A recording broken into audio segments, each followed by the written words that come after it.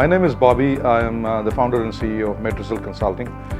Founded this about 9 years ago in the US, and we've expanded our footprint since then and started an operation in Malaysia as well. What we do for a living is we advise governments on ICT sector development, typically focusing on policy transformation work, which is typically the dirty leg-in work at the back end. We also do a lot of work on with corporations on growth, expansions, mergers and acquisitions, and some work in the sourcing space. We have reduced our emphasis on sourcing in the traditional sense of the term, but we have moved more into collaborative partnering and establishing regional footprints from a standpoint of growth and resilience.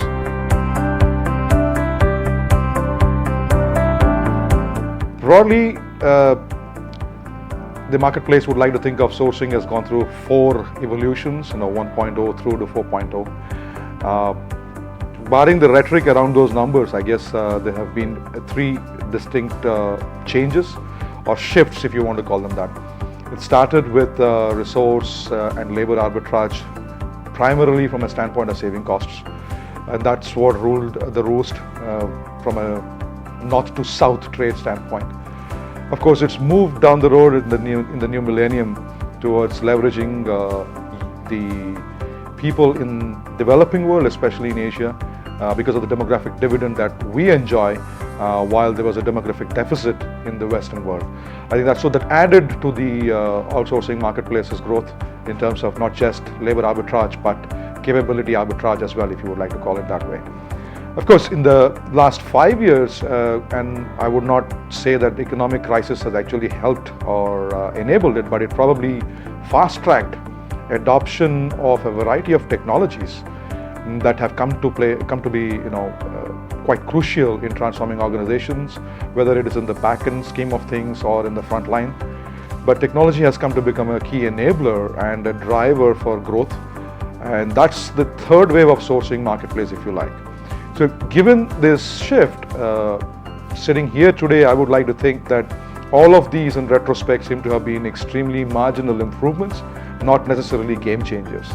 And I would still be sanguine to say that the current nature and discussion of technologies is also marginal in the absence of discussions around resilience, sustainability, and growth and inclusivity for the world at large.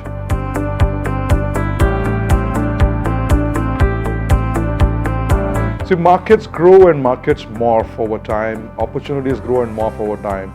Service providers' footprints have grown and morphed over time, from being mono-location centric to multiple locations to hub and spoke models.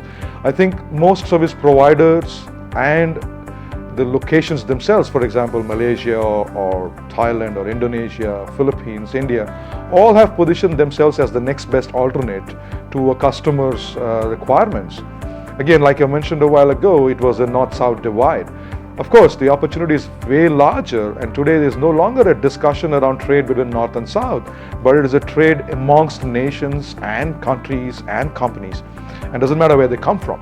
So there is South-South collaboration essentially. In fact, that is about 1/3 of the world's economy right now.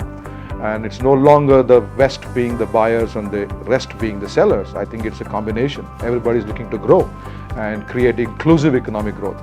So corporations themselves too have morphed over time from being local to regional to global players. What has happened in all of these transformations over the last 15, 20 years is these discussions around locations have become less and less relevant. The distinctions between locations has also become less and less important in the larger scheme of adopting value through sourcing. At this moment, one of the biggest disruptors has been a technological intervention that has eliminated the need to even have location distinctions, and that is essentially what we would normally call it the cloud. And for the old timers, we would call it the client-server model. Thin client model, sorry. So I guess locations are much less relevant than they are made out to be in the larger context of delivering services. I would, however, argue that most locations that are vying for the global pie should continue to focus on their domestic marketplace as well, in addition to serving global markets. And that's how you would establish collective and inclusive growth.